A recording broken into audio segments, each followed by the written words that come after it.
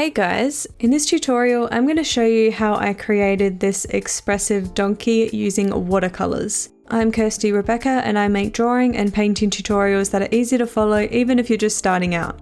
If you want to follow along with this tutorial in real time where I talk you through every step of the process, you can find that on my Patreon channel and I'll leave a link for that in the description below if you want to check it out. So I've just done my outline using a graphite pencil and I'm coming through with a kneaded eraser just to lift up some of that outline because I don't want it to be too dark towards the end. If you use a kneaded eraser like I'm doing here, you can actually just press and lift the outline and it won't erase too much of the outline away. It also doesn't leave any erasings on your paper and doesn't ruin the paper in any way at all. Whereas if you use a normal eraser, you can actually damage the tooth of the paper and it can also erase your entire outline. So I like using the kneaded erasers for this reason. So for this piece, I'm working on Arch's cold pressed watercolor paper, and I'm pretty sure that's not how you pronounce it. I think it's actually Arch, but the cold pressed watercolor paper has a little bit more texture than the hot pressed watercolor paper. So if you want a smoother result, you can use the hot pressed, but I like the cold pressed for more expressive pieces like this. And the watercolors that I'm using is a 48 set of the Schminke Horridam, and I know that I'm not pronouncing that right either, so we're off to a great start for this video. So I'm just coming through and wetting the entire background, and I'm not wetting the donkey at this point. I'm just making sure the entire background is damp, so you don't want it to have pools of water or anything like that. You want the paper just to be glistening all the way through, and make sure that you get into all the corners and the edges with the water as well, because a lot of the time I miss some part of it or miss the corner or miss the edge, and the watercolor won't get into those areas because the paper is dry. So make sure you come over it a few times, especially on the cold pressed paper, because it's a little bit more grainier. You'll probably need to come over it a few times with the brush just to make sure that it's completely wet. So for a lot of my expressive pieces, the main technique that I use is the wet on wet technique. So that basically just means that you're adding wet paint onto a wet surface. So to do that, I'm going to wet the entire background and then I'm going to come in with some paint to add to that background. So that way the paint will spread out and become a bit more blurry and bleed into each other, and you just get a much softer look that way. Whereas if you went in with wet paint on dry paper, you'll end up with more harsher edges and it won't be as smooth looking. And the wet on dry technique is great if you want to add details and things like that where you don't want the watercolor paint to bleed out and blend into the areas around it. But for the background of my expressive pieces, I like to do the wet on wet technique.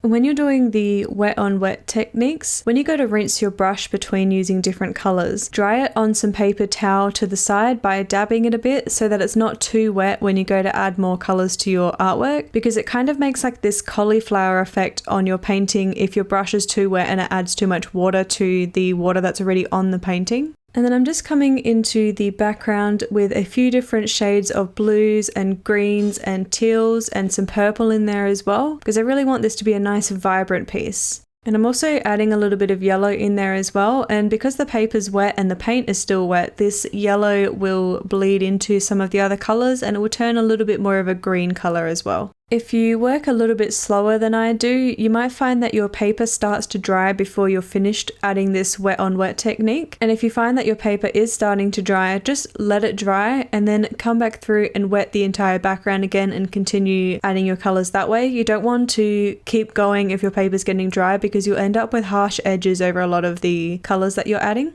So another supplier that I love using with my watercolor pieces is white gouache. So you can actually mix it in with your paints if you want a more opaque color. Just keep in mind that it will make it more of a milky version of that color if you mix the white in with it. But you can also use it to add effects in the background like I've done here, or you can also use it to add highlights and things like that on top of your watercolor pieces towards the end. So I'm actually just sprinkling in some table salt to my piece, and I really love using this because as it dries, it sort of absorbs some of the watercolor paint and it creates these sort of starry effects once it's dry. So it's a really nice effect to be able to add that to your expressive pieces. A good tip when you're working with watercolor is to actually have 2 jars of water to the side. So when you go to rinse off your paintbrush, you can go into your first jar and then most of that paint will come off of your brush into that jar. And then you can just rinse off your paintbrush in the second jar and that will stay clean. So you only have 1 jar that's getting dirty and 1 jar that stays clean. So you can use that clean water when you're mixing paints and things like that. And you don't have to change your jars as often because you always have 1 clean jar and 1 dirty jar. So before we start on the donkey,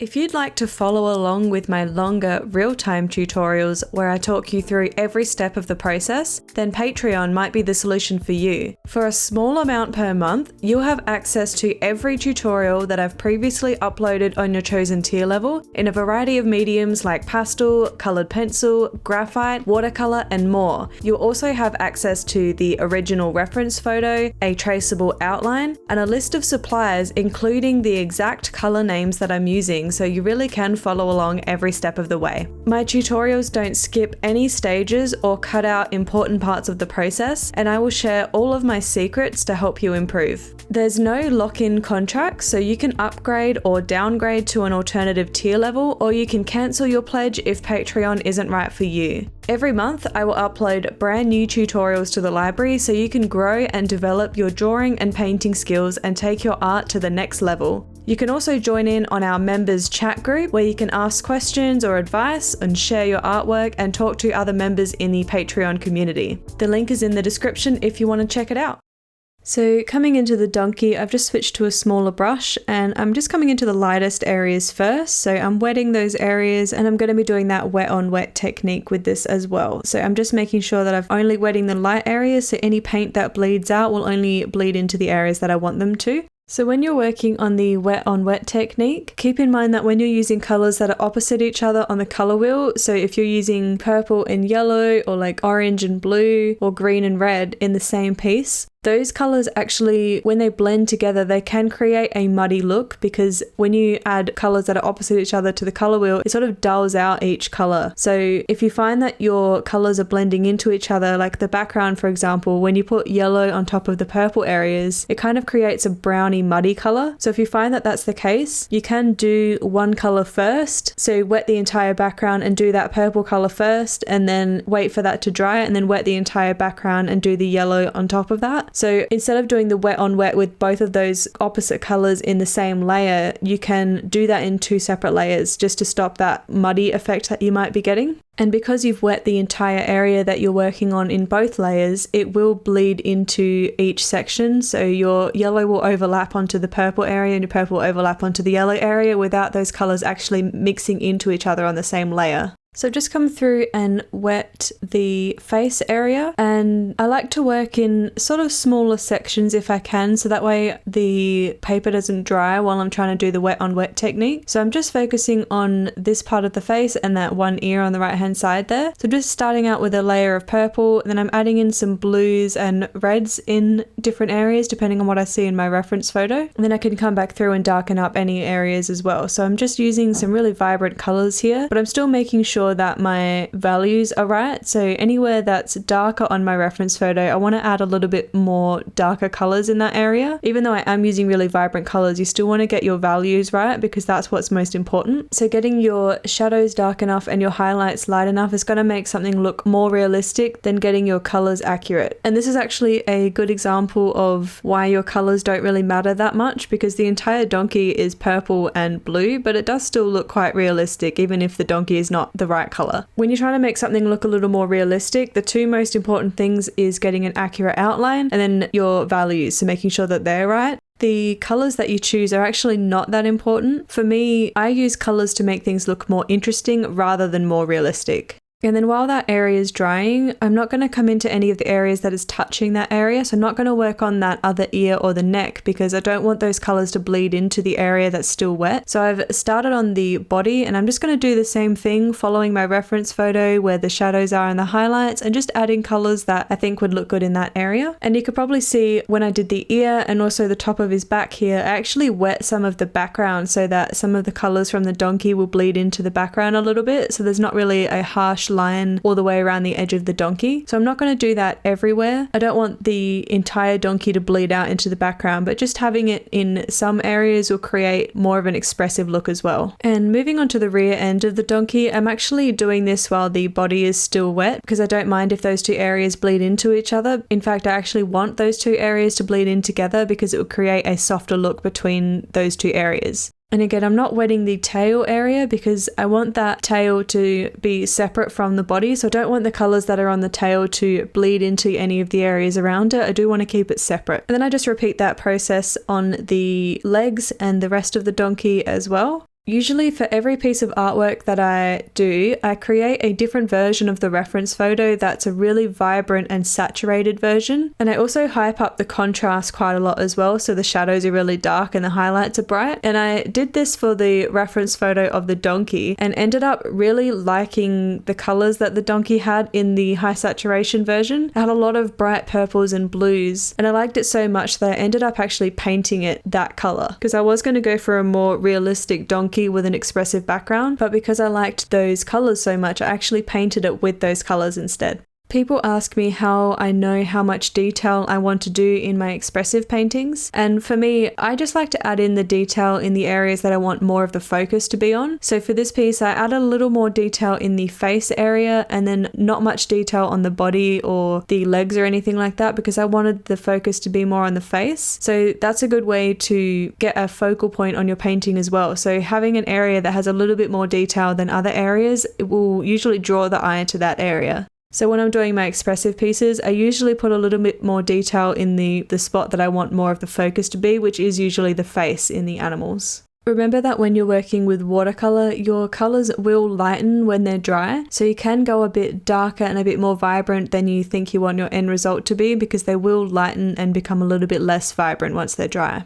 The photo that I used for this piece was a photo that I took myself of some donkeys that we used to visit regularly in Queensland. The donkey in this photo was actually quite far away, so it was a little out of focus and a little bit blurry. So I couldn't really use it for my usual pastel or colored pencil drawings or anything that's a little bit more detailed, because I couldn't really see those details to add those to those pieces. But I really liked the photo and the pose of the donkey, so I did decide to use this for an expressive watercolor piece, because you don't actually need to have a perfect photo for these pieces because there aren't many details to worry about. But I really liked that the photo had good shadows and highlights, and that's all you really need for an expressive piece like this. So here I'm just mixing up a darker, more vibrant purple, and I'm actually going to glaze this over the entire donkey. I wanted the donkey to stand out a little more than the background. So I've mixed up this color with quite a bit of water so that when I add it over the entire donkey, it will be transparent or see-through enough to be able to see the colors underneath. So all those shadows and highlights that I've got there already, when I add this color, it's going to darken all of it. So it will darken the dark areas and also darken the light areas a little bit without changing the difference between the values. So you'll still have dark shadows and light highlights when you work this way because that color is see-through, but it will tint that color to be slightly darker and more vibrant.